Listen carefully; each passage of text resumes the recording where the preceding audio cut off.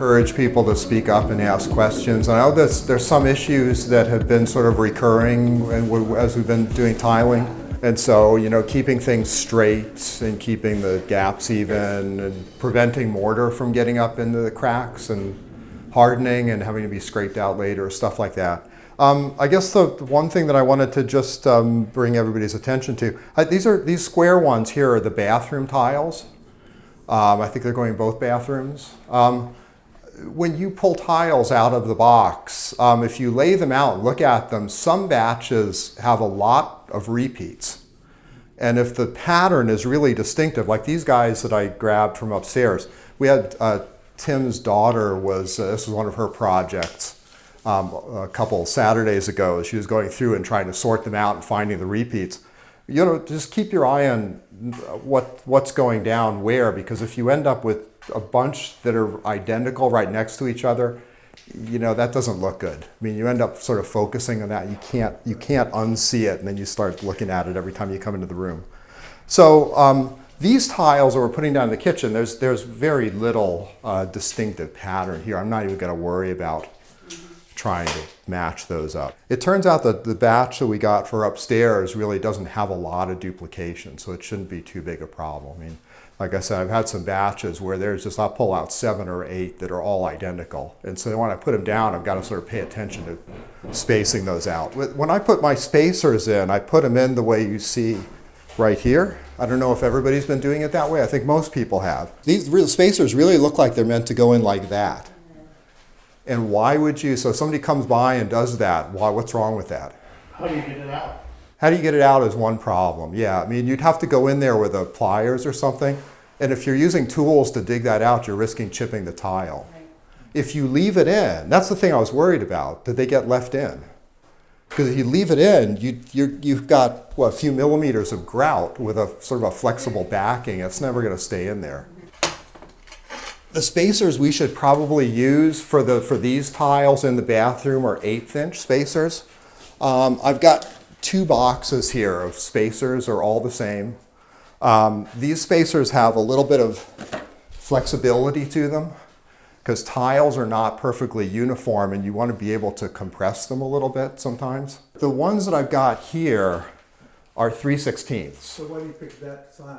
Because the tiles are bigger. Because also I've been told that we're more comfortable using 3/16 spacers. The narrower the grout joints, the more you got to pay attention to getting them level and everything. I think with the smaller tiles, 1/8 seems to work better. I used 1/8 when I did my house with everything. I think with the smaller tiles, it looks better to have narrower grout joints. I've got both types here. I've got them clearly marked. So the first thing that I did here, I mean, I guess the most important thing is you've got to have a reference line to start with. And so we were sort of thinking through this on Saturday about a little over a week ago. And we're going to have laminate flooring in the living room or this is the dining room, I guess. And that laminate flooring, if we don't want to have to mess around with notching it and stuff, that's going to be sort of lined up with this edge. And so you want a 1/4 inch gap around the edges of the laminate. And then George says that the little track that the transition strip fits in is 3/4. And so I went back, so I made a line along the edge of the laminate and I went back 1 inch and 1/8. So I gave it an extra 1/8 of an inch. And then I'm never going to be able to see a pencil line here, so I put down blue tape just so I've got something I can see when I put down mortar. In things like bathrooms and closets, I start in the doorway and work in. Because I want nice full tiles in the doorway. Having a cut piece, a little strip in the doorway doesn't look good. And so what this means also, it's a little counterintuitive because that means we're working back this way. If we're going to put these tiles down in a brick pattern, which we usually do, I usually try to leave an escape route and then, I do as many full tiles as I can and then let those set and come back and fill in around the edges later. The next course is going to be in like this. One of the things, I didn't think to look for this, but one of the things that has sort of caused us a lot of grief with certain sets of tiles is and this was part of the reason we were a little hesitant to use 12 by 24s in the first place. So the first time we put these things in, we were really worried that there's going to be so much curvature. They tend to curve this way. This is perfectly straight from what I can tell, which is great. The ones that we've looked at so far really haven't had a lot of curvature. You see sometimes on the instructions on the box that never do a brick pattern, because what they're worried about is if there's a lot of curvature, you've got the high point on one tile next to the low point on the adjacent one. So I think the first time we put these things down up in the Greenfield house, we did like a 1/3 offset to try to minimize that. And that's a kind of a pain. I think for these rectangular tiles, doesn't it look better to do? Well, it doesn't to me, but I'm only one voice, and I'm not Yeah. It the looks better that way. Certainly with square tiles, you. For these big ones, brick looks real nice. Yeah. I like it, I'm the homeowner. If we can do our best to select tiles Yeah. that don't have a problem, if they're this shape, then that would allow us to adopt that standard relatively. Yeah, it's hard to do that because a lot of these things are ordered through Home Depot or Lowe's, and you don't know quite what's going to show up. So here's something that not everybody might agree with, but and here it's probably not a big deal. But as I put these tiles down, I want to do the first course based on my straight line that I've established, and I'm going to build off of that edge and work that way. I would really rather not skip a piece and then put in, if I set this and set this, now when I put a piece in here, if this is a little bit off, I'm not going to be able to adjust the joints at all. So I want to continue working across here. So you always want to work off of a straight edge. The other thing, just with regard to the curvature issue, they might make them perfectly rectangular to exact dimensions, but then when they fire them, they change dimensions just a little bit and they develop that curvature and stuff. That's why if you ever heard of rectified tiles, those are cut to precise dimensions after firing. But that means the edges aren't beveled. The edges are sharp and you got to set them. They're meant to be set with no grout joints and you got to set them perfectly. And that's not something I ever want to attempt doing without professional guidance. One thing you haven't discussed is the concrete slab itself. And of course, we can have undulations in the concrete slab that can be problematic. Have you checked this slab here to make sure that we don't have? I have not. Well, the thin set, the thickness of the thin set takes care of minor irregularities. It does, but not major ones. We noticed that we have big pondings of water in this place. So we probably should make sure by putting some 6-foot levels across to make sure that there is sufficient evenness, because otherwise we'd have to put some leveling compound in certain areas if we felt necessary. And we can't do that. We have to do that before we start doing anything. I think the thickness of the thin set should take care of most of that. It doesn't hurt to check before we start. Make sure that what we're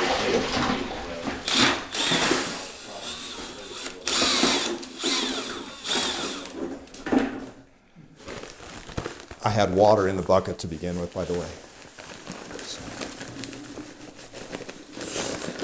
I usually go to like a third or half a bucket. It's looking now like I had too much water in there, so I'm mixing up more than I intended, but that's all right.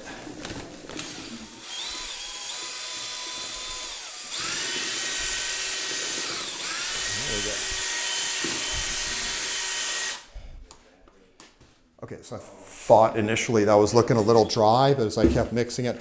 So that's the consistency I'm looking for, something like that, right? So it's a little thicker than I've seen a lot of people make this up. So that's going to help. Making it up too thin is going to just encourage it to sort of get up in the grout joints and make a mess. So I think it's going to be much easier to set it if you make it a little stiffer. And then you're supposed to let this thing set for 5 minutes and slake. I'm going to come back about here.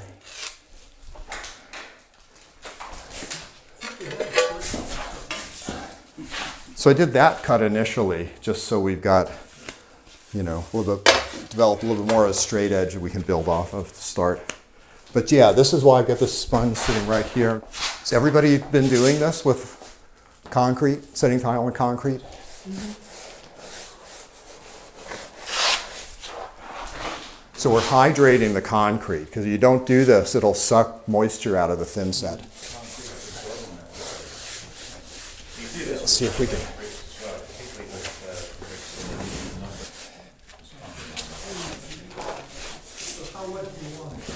Well, I don't want puddles, but it's soaking it up pretty well, isn't it?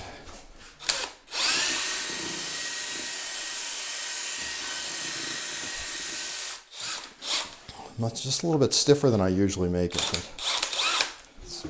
And I'm going to park that in a bucket of water, and I don't clean these things until the end of the project, so it stays there overnight. And you can chip the stuff off.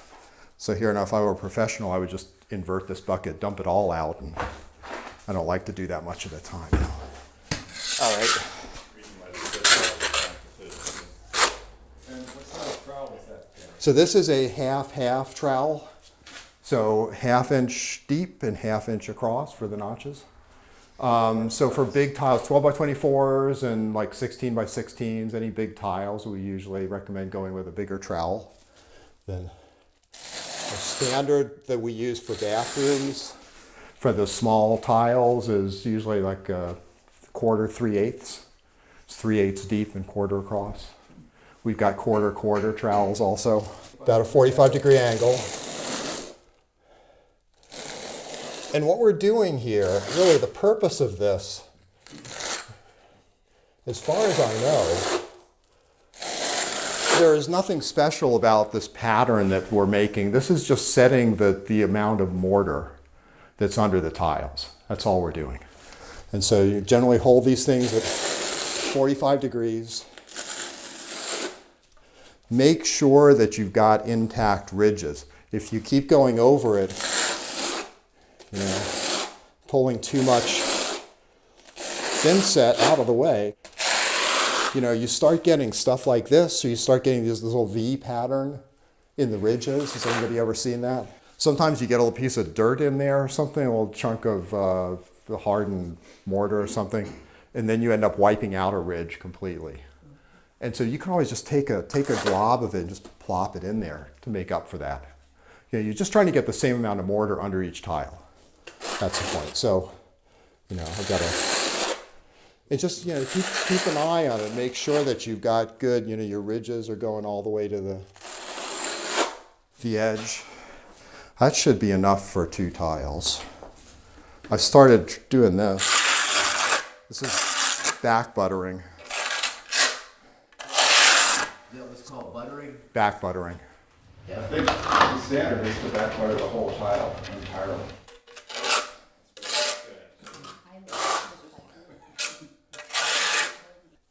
So, all right. So I'm just going to set this and make sure that the edge is lined up well as possible with the edge of that tape. And we'll push down a little bit. Now, so here I've got a little gap here. I don't have a complete ridge, and so I don't want to risk having this sit down too low. So let's make sure we've got enough thin set.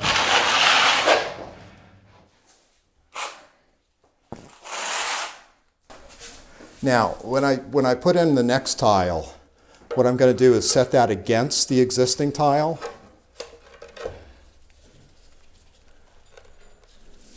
And I got to get this lined up.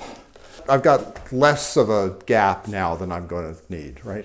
And so if you set it against the existing tile and then pull it back, you'll feel it sink down as you do that. And that also keeps the thin set out of the gap, right? So that's one of the main reasons to do that, right? If you just plop it down and then start pushing on it, you get thin set going all over the place.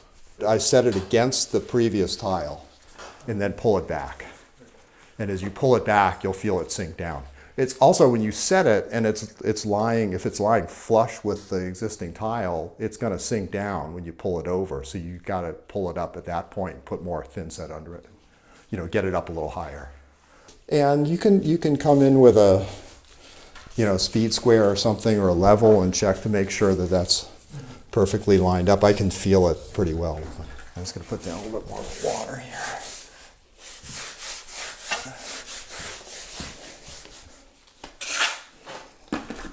I just want to at least get as far as putting in the next course.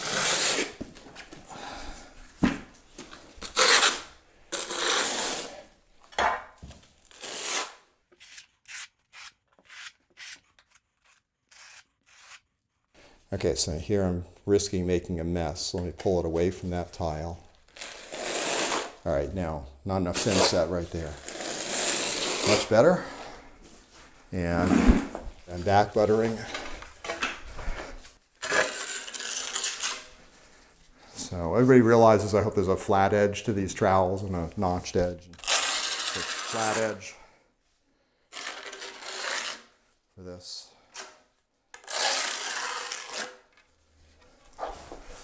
Okay, and same thing here. Just set it gently against. So that's riding up a little bit higher than this one. So as I pull it over, it should sink down. Gosh, I hope this last one fits. Well, I can nudge them all over a little bit if it doesn't. In principle, it should still fit, but I did an entryway in my condo with a lot of little cut tiles and a crazy pattern, and laid everything out and then started from the side. By the time I worked my way over to the other side, I had about a 1-inch gap. So I don't know why it didn't space out the same, but that's part of the reason I don't like the idea of sort of laying all these things out and doing cuts around the edges and then working from the edges back to this point, because then you've got to make sure that you're hitting lines as you work your way out. It's easier just to work yourself back into a corner and climb out the window.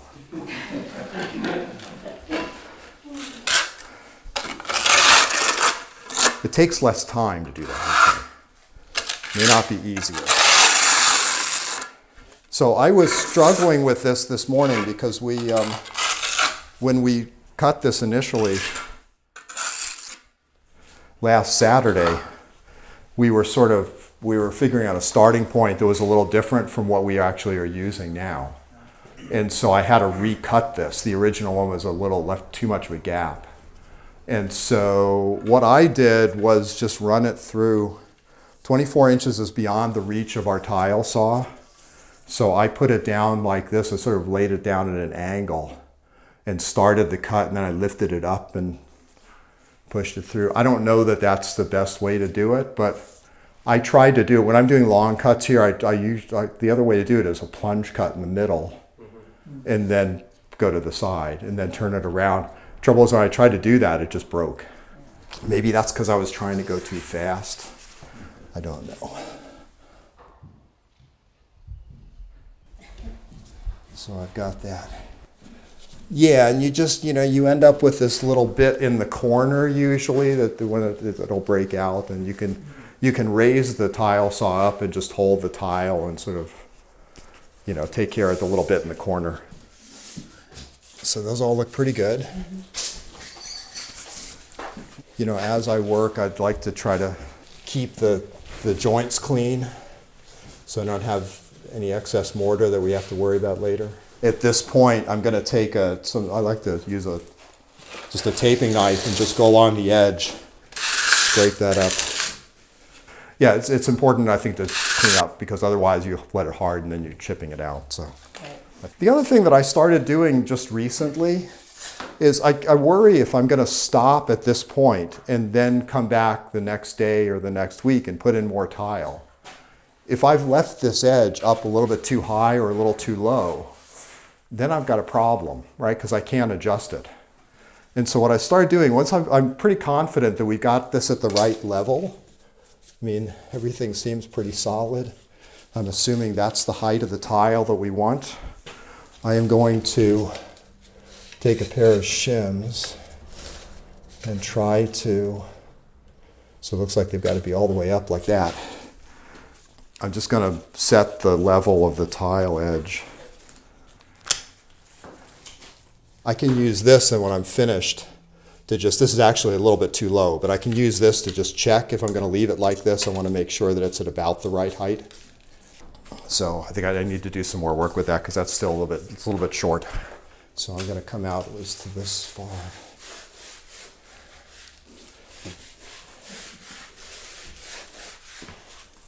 And this concrete, it hasn't been out in the rain for quite a while, so it's going to be pretty dry, thirsty.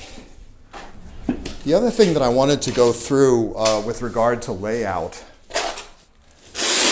in the bathroom upstairs, I think the standard way that we do bathrooms is to start in the doorway and then work around, and then you end up at the edge of the tub, which is probably the most visible tile edge in the whole house.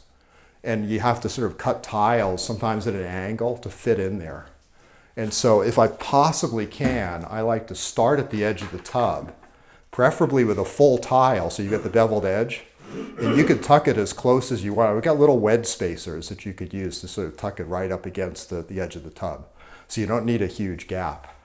But if you start there and then work your way around the room, then if the doorway is perpendicular to the tub, you can usually shift the tiles in such a way that you end up with a full tile in the doorway and full tiles that go along the edge of the tub. Trouble with upstairs in this house design, we got the tub edge parallel to the doorway. And so we were working with this last Saturday. If you start at the edge of the tub, you end up with a half piece in the doorway, which looks terrible. If you start in the doorway, work your way around to the tub. Trouble is the tub is at a slight angle relative to the doorway and relative to the walls, which is pretty typical. So it's like a half an inch or a little bit more out from one end of the tub to the other. What we decided after sort of thinking through a bunch of different scenarios is that we would start with a cut piece against the tub, line everything up relative to the tub, and make sure that in the doorway we have nearly a full piece and on the edges we have nearly a full piece. But yeah, you want to sort of think about when you're laying it out, if possible, we want to try to avoid little 2-inch strips along the edges and try to get full tiles or nearly full tiles in the most visible locations. But I think you save yourself a lot of hassle if you're not trying to finish up at the edge of the tub and try to fit a tile in, especially if you've got to cut it at an angle. I just have always found that really difficult to do. Now we're not tiling under cabinets here. We're only getting the tile under the front edge of the cabinets. Bruce has marked out where the refrigerator's going and where the dishwasher's going, so we want tile all the way to the wall in those spots. But otherwise, we can worry about most of that later, I think, because you just do your full tiles. Make sure your full tiles run under the cabinets, and then you can worry about coming back and putting in pieces. So I noticed also when I was measuring these things to try to find the midpoint that they're a little bit different in width. I mean, they're nominally 24 inches, but they're actually, some of them are 3/16 under and some are an 1/8 under. So there's a variation of about a 1/16 of an inch. So, and that's just, you got to just keep that in mind as you're putting these down. So again, I want to just gently drop it into place, and it's sitting up a little bit high. As I pull it back, it sinks down, and that looks good. Spacers.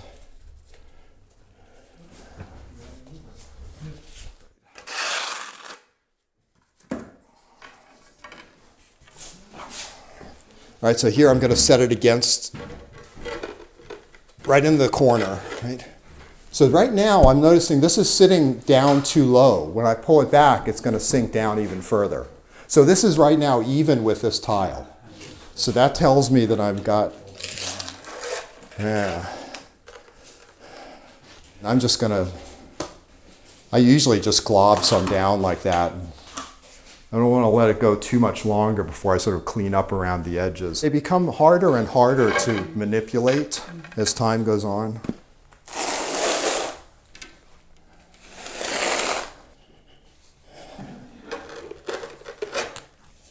That's it, okay. And so now I've got some cleanup to do.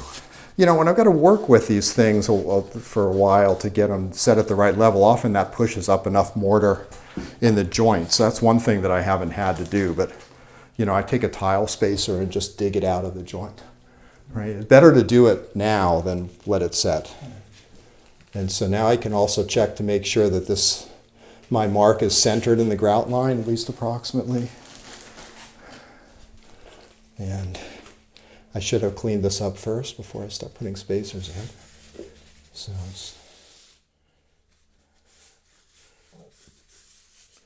Well, here's a place where I've got a little bit of excess mortar here, so I'm just going to clean that out. That's why I've got gloves on, because, you know, after a while, this really starts doing some damage to my skin. Okay, spacers. In principle, if you've got the right amount of water, the stuff cures by a chemical reaction that's in a definite proportion, right? If you've got excess water, the excess has got to evaporate. I mean, I think excess water, unlike just regular concrete, I don't think it's as much of an issue with this stuff. I just wing it. I just dump some in until it's got the stiffness that I'm looking for. Well, I just find it easier to mix if you put the water in there first, then dump some in, and then just add some of each, whatever's necessary.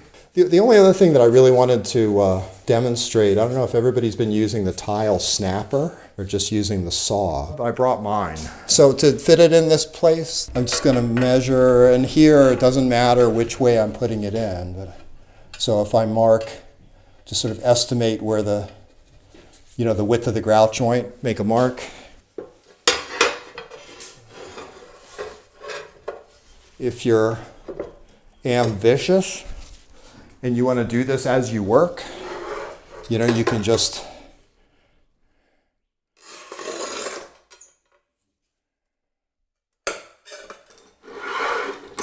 do that. Back butter.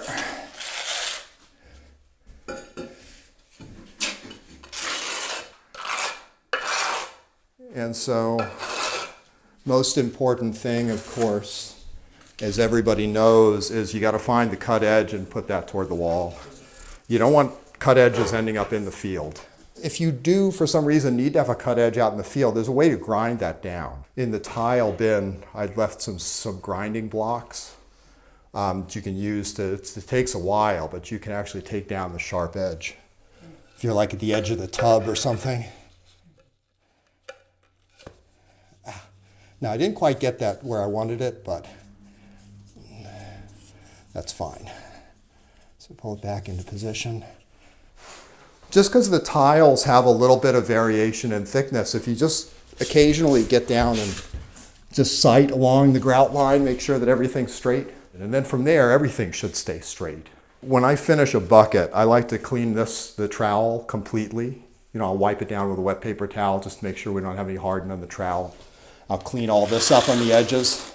You got a little bit of stuff that's starting to set up here, and you mix up another bucket right on top of it. That should be fine. So you leave a little bit left in the bucket, but not as much as I've got left over here, especially when I finish cleaning up here. But I don't want to leave this stuff on the floor set up before I come back. But these trowels also, I tend to be really fussy about cleaning the trowels because I like to keep nice, clean notches. That's basically the idea, and we're just going to sort of go course by course and build off of that edge.